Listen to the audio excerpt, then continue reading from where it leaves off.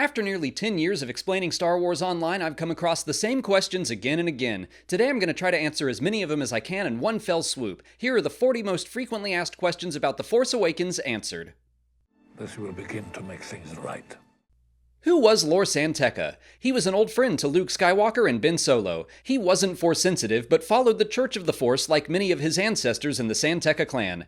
After the fall of the Empire, he helped Luke gather artifacts and research from the Jedi of old, traveling to Jedi outposts on worlds like Elphrona. Together, they gathered many clues to the location of the first Jedi Temple. Shortly before the events of The Force Awakens, Leia reached out to Lor San Tekka for help discovering her missing brother's location. It wasn't long before he contacted the Resistance and requested a meeting on Jakku. Come on, BB-8, hurry!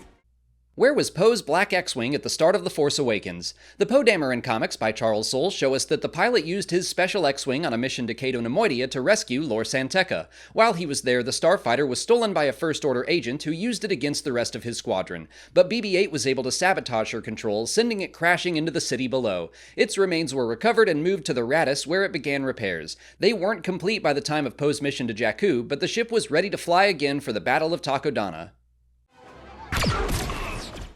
Who was the stormtrooper Poe shot? He was a character in Finn's story in the book Before the Awakening. There we get to meet a handful of other stormtroopers in Finn's squad. FN-2003 was nicknamed Slip because he consistently fell behind the performance of the rest of his group during training, but FN-2187 would go out of his way to help the struggling trooper, which earned him a reprimand from Captain Phasma. We can see that connection stuck with FN-2187, and Slip's violent death helped Finn realize he needed to escape the First Order. Sir, the villagers.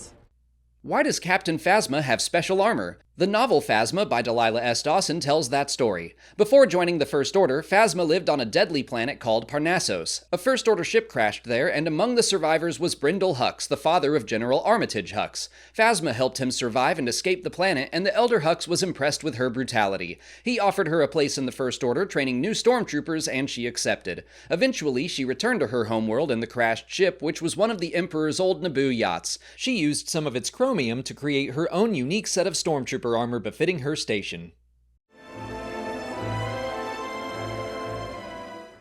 What happened on Jakku? Why are there crashed Star Destroyers all over the place? Jakku was the site of the devastating final battle of the Galactic Civil War between the Empire and the Rebel Alliance turned New Republic. It took place 1 year after the supposed death of the Emperor and the destruction of the second Death Star at the Battle of Endor. It was also the culmination of Operation Cinder, a set of orders Palpatine recorded and delivered in a message after his death. Both Imperial and New Republic forces were lured to Jakku, where Palpatine had agents ready to destroy the planet to wipe out friend and foe alike. The plot was stopped thanks to the efforts of an Imperial Grand Admiral named Ray Sloane and a New Republic pilot named Nora Wexley. Sloane escaped and gathered a select group of Imperial survivors to rendezvous in the unknown regions. Those that were left behind surrendered to the New Republic, and the Galactic Civil War came to an end.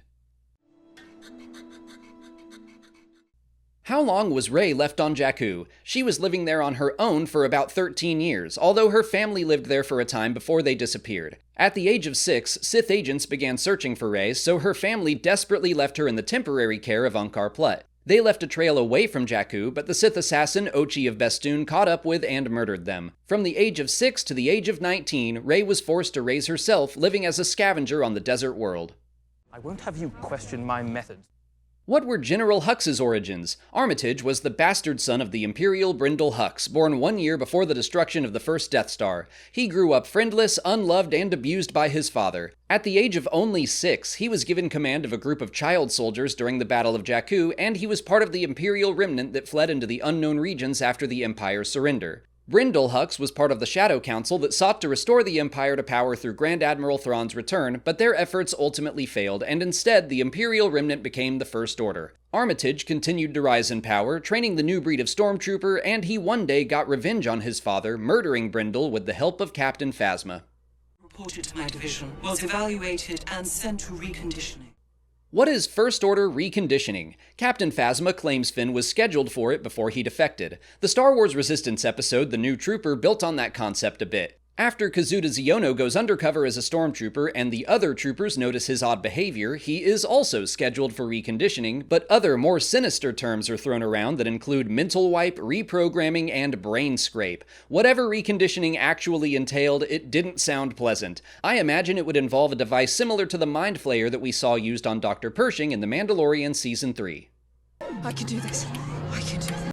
How did Rey learn to fly? Rey made her home inside a fallen AT-AT walker from the Battle of Jakku. Inside, she kept a salvaged flight console from a downed Y-Wing from the same battle. She was able to use it to run flight simulations as an introduction to piloting. As she says in the movie, she also had some experience flying for real, although she had never left the planet. In the book Before the Awakening, Rey and 2 other scavengers worked to repair an old light freighter back into flying condition. She flew it back to Nema Outpost, but the other 2 scavengers stole it from her as soon as they landed. We can also see that she has an adjustment period with the Millennium Falcon, struggling to take off and knocking into debris in the Graveyard of Giants. I imagine the Force gave her some assistance in that flight as well. That's mine! What happened to Unkar Plutt? His story continued in the Force Awakens novelization and deleted scenes. He tracked the Millennium Falcon to Takodana and attempted to strong-arm Rey into coming back to Jakku to pay for the damage she caused, but Chewbacca stepped in and ripped the junk boss's arm off, tossing it across the room, which was strictly against Maz Kanata's no fighting rule within the walls of her castle, but she probably made an exception for her boyfriend. Why is Kylo Ren's lightsaber unstable? Red lightsabers are made through a process called bleeding. A dark side user pours their anger and hatred into the kyber crystal, filling it with the dark side, twisting it, and turning it red in color. When Ben Solo bled his crystal, he damaged it, leaving it cracked and unstable. He had to modify his lightsaber design with vents to allow extra energy to escape, or else the weapon would overload. The new lightsaber happened to match ancient Jedi crossguard lightsabers. The crackling, unstable blade is also a symbol of Kylo Ren's own instability and unbalanced nature. According to Lucasfilm art manager Phil Shostak, the blade was also inspired by the original poster for Star Wars, which featured Luke Skywalker's lightsaber releasing similar beams of energy. Who had it? Duquesne? How did Han Solo lose the Millennium Falcon? Not long after the Battle of Endor, Han and Chewbacca took part in the liberation of Kashyyyk from Imperial control. With his homeworld freed, Chewie decided to spend some time with his family, leaving Han without his trusty co-pilot. One day at Maz Kanata's castle, he mentioned needing some help and wound up hiring a young man named Gannis Duquesne. While Han was preoccupied, Duquesne stole the ship and used it to make a name for himself. He eventually realized the errors of his ways and planned to return the ship to Solo, but it was stolen from him by the Irving boys before he could. It's unclear how long Han was separated from his ship. Wikipedia estimates it's only been 3 years, but I believe the comic and The Force Awakens suggest the Millennium Falcon had been in Unkar Plutt's possession for quite a while. Okay, how did Han Solo find the Millennium Falcon? On Takodana, Han tells Rey it wasn't mere chance that he found his old ship, but the novelization tells us a little more. After learning the ship had been sitting on Jakku, Han tells Chewie, "Told you we should have double-checked the western reaches. Just lucky we were in the general vicinity when the ship powered up and its beacon snapped on." So Han and Chewie were always monitoring space for the Millennium Falcon's transponder and got a ping when Rey and Finn stole it from Unkar Plutt. Don't tell me a rathtar's got loose.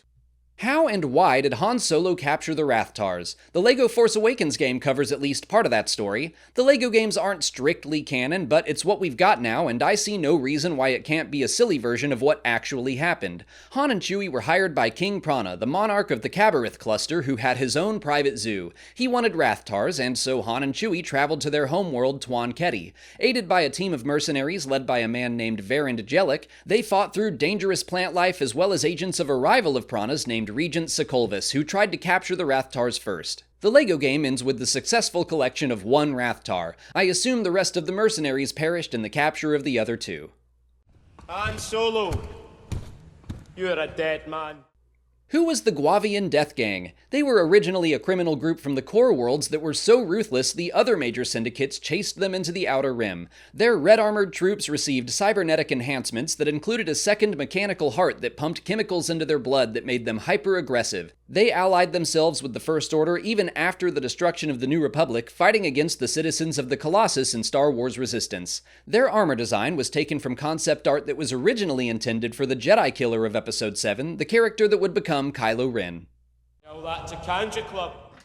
What was Kanjiklub? They were a criminal syndicate that began as a group of renegade Hutt slaves from the planet Narkanji. They were led by Tasu Leech, who rose to prominence during the Galactic Civil War. He was a pit fighter and assassin that was hired by the bounty hunter Tonga to protect a young girl who had become the center of a syndicate war on Corellia. He never really bonded with the rest of his crew, although he did enjoy committing acts of violence alongside them. He narrowly survived a battle with the leader of the Knights of Ren before the Force wielders fell under the control of Kylo Ren. When the citizens of Narkanji revolted against the Hutts, Tasu Leech defeated several opponents to prove himself the leader of the newly formed Kanjiklub. Are Kylo Ren or Snoke members of the Sith Order? When the movie originally came out, J.J. Abrams was adamant that they were not. They were new darkseid users. So I think my answer to this question is to agree and say that they are not Sith. However, I have to admit this issue got muddled after the release of The Rise of Skywalker, which showed Snoke to be a creation of Palpatine's as a way to manipulate Ben Solo. And giving Kylo Ren a master to defeat and rise above as he does in The Last Jedi is a very Sith rule of two thing to do. So Snoke was being controlled, or at the very least led by a Sith Lord, but I don't think Kylo Ren thought of himself as a Sith or was actively and openly being taught the ways of the Sith. Master of the Knights of Ren. How did Kylo Ren become the leader of the Knights of Ren? Ben Solo first met the Knights of Ren when he was a Jedi in training. He and Luke Skywalker encountered them while they searched for Jedi relics, and the Jedi Master handily defeated them. Ben sought them out after he destroyed his uncle's Jedi Academy, seeking a place in the dark side of the Force. At that point, the Knights were led by a man simply named Ren. The young Solo was chased by the survivors of Luke's academy, and after Ren killed one of his childhood friends, Ben struck him down in a rage. Seeing his immense power, the other Knights bowed to the man that would take the name Kylo Ren. Han Solo! Who was Maz Kanata? She was a pirate queen that was born nearly 1,000 years before the Battle of Yavin, shortly after the end of the Sith Wars. For the following century or so, she gained notoriety and established her castle on Takodana. She was Force-sensitive, and despite her status as a pirate, she had a good relationship with the Jedi outpost that was also on the planet. During the High Republic era, she fought against a rival pirate group called the Dank Grax, who aligned themselves against the Jedi. Over 100 years later, another anti-Jedi group called the Nihil attacked and destroyed the outpost on Takodana, and Maz again fought alongside her Jedi friends. After the rise of the Galactic Empire, Maz hid her abilities in the Force and hired a mercenary to destroy data files the Empire had collected on her. After the fall of the Jedi, she collected relics of the Order and kept them safe in her castle. Where's my boyfriend?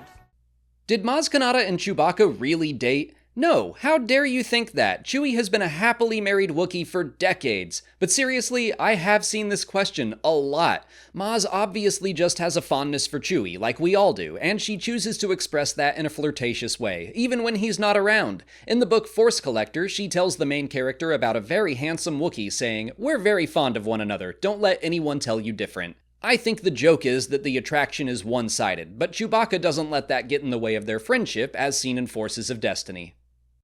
Grandfather.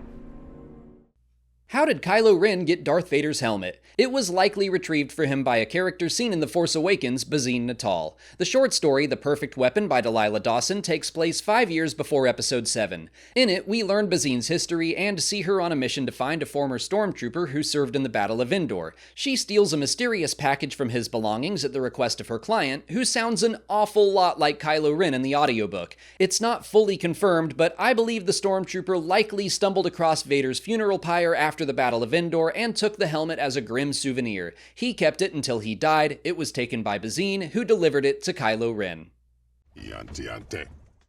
Who was the Crimson Corsair? He's another classic Star Wars background character with a cool helmet. His real name was Sidon Athano, and he was a pirate in the Outer Rim known for wearing a distinctive Kaleesh mask. General Grievous likely would have worn something similar before becoming a cyborg. The coolest part about his crew is that it contained the last living clone trooper, Kix, who served as the medic in the 501st during the Clone Wars. The Crimson Corsair sought a lost treasure of Count Dooku's that wound up being the clone who was captured by the Sith and held in stasis after learning the truth of Order 66. As a pirate, Sidon definitely made some shady dealings, as seen in Star Wars Resistance, but he ultimately wound up joining the fight against the Sith in the Battle of Exegol.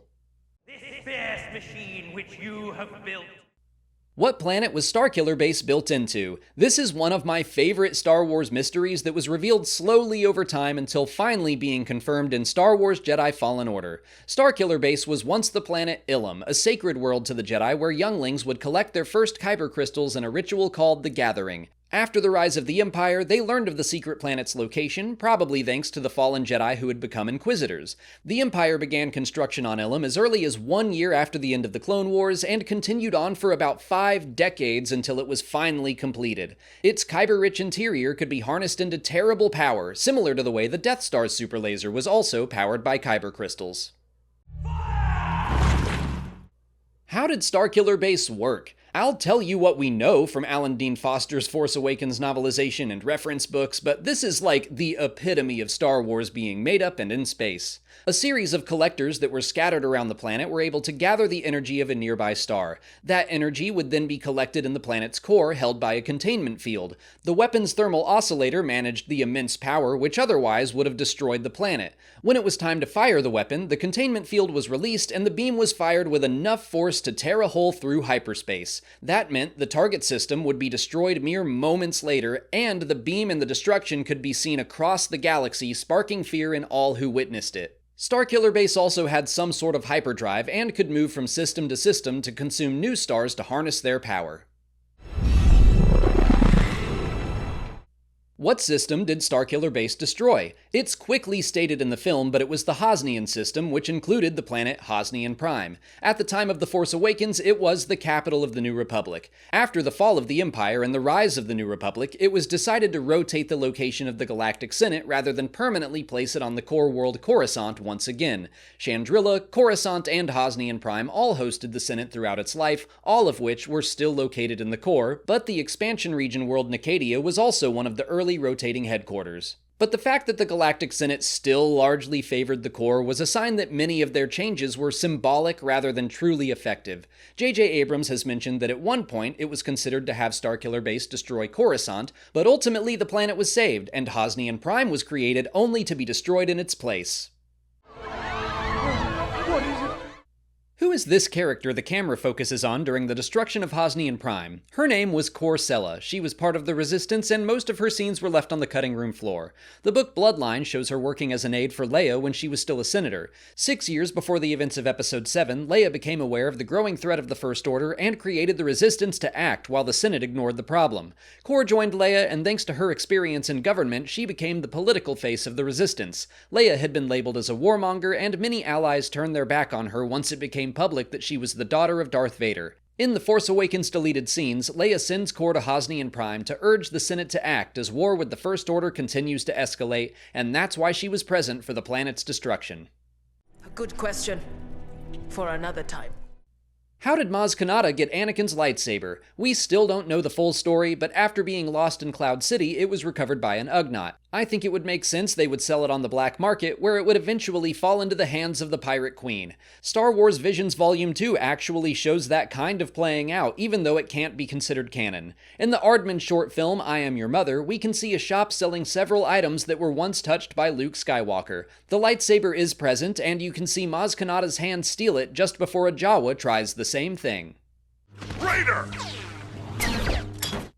Who was TR-8R? That's the nickname the internet gave to the stormtrooper who calls Finn a traitor on Takodana, who then became a meme back when The Force Awakens first came out. His designation was FN2199. He knew Finn personally, training alongside him for most of their lives as part of the same stormtrooper squad. Clearly, he took FN2187's defection personally, which makes sense. His characterization in the book Before the Awakening showed him to be fairly friendly with Finn. He was probably very hurt when someone he trained with since they were children decided to abandon everything they were ever taught. That's something I wish the sequel trilogy explored more, the tragic fact that the First Order stormtroopers were all brainwashed children. That's one hell of a pilot! Is Poe Dameron Force-sensitive, or is he just one hell of a pilot? The question of his connection to the Force popped up thanks to the Shattered Empire comics, where we learned that Poe's parents came to possess a piece of the Uneti tree that once stood in the Jedi Temple on Coruscant. It was planted near his childhood home, and fans came to wonder if the tree could have affected him growing up. I don't think Poe is Force sensitive in the sense that he could feel a connection to the Force or control it or anything like that, but I personally think that when someone is in tune with themselves and their talents and they're using those talents for good, that is a way of connecting to the Force even if you don't know it. I think Poe was meant to fly. He knows he has power as a pilot and he is using that power for good. So while I don't think he is Force sensitive, I can see the Force working through him, if that makes sense. You probably don't recognize me because of the red arm.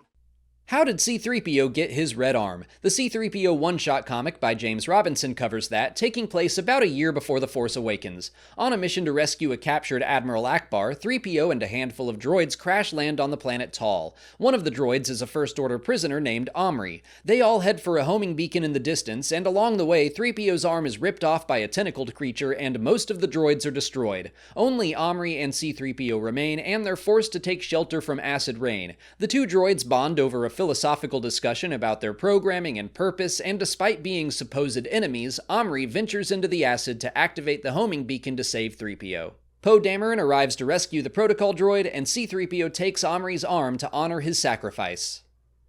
Poe Dameron, you're alive? Buddy.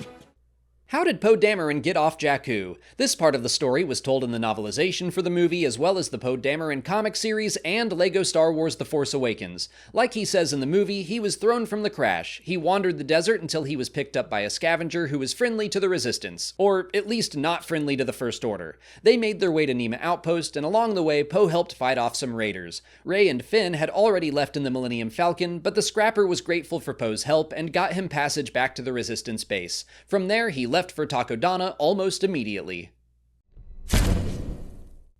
What's the deal with Kylo Ren's ashtray? The short, in-universe answer is that Kylo Ren keeps his helmet on a table that contains the ashes of the enemies he's killed, which is so over the top, but makes sense for an edgelord like Kylo. The longer, behind-the-scenes answer is that moment was originally going to be for the scene when Kylo talks to Darth Vader's helmet. He was going to take his mask off in that scene, and the ash table was in his private quarters, which makes a lot more sense than having it in some random interrogation room. But J.J. Abrams liked the shot and the image, so he moved it to later in the movie. And you'll drop your weapon? And I'll drop my weapon. How does Rey learn to use the Force to mind trick? She clearly knew stories of Luke Skywalker, the Jedi, and the Rebellion, so she probably had some idea of the Force and what it could do, even if she didn't know of its presence within her until her conversation with Maz Kanata. The Last Jedi novelization talks about how her mental opposition to Kylo Ren's mind probe allowed her to understand the Force and her own powers more fully. With the full hindsight of the completed sequel trilogy, I think we could also chalk up her natural abilities to being part of a dyad with Kylo, as well as her Palpatine heritage. We tracked their reconnaissance ship to the Millennium system.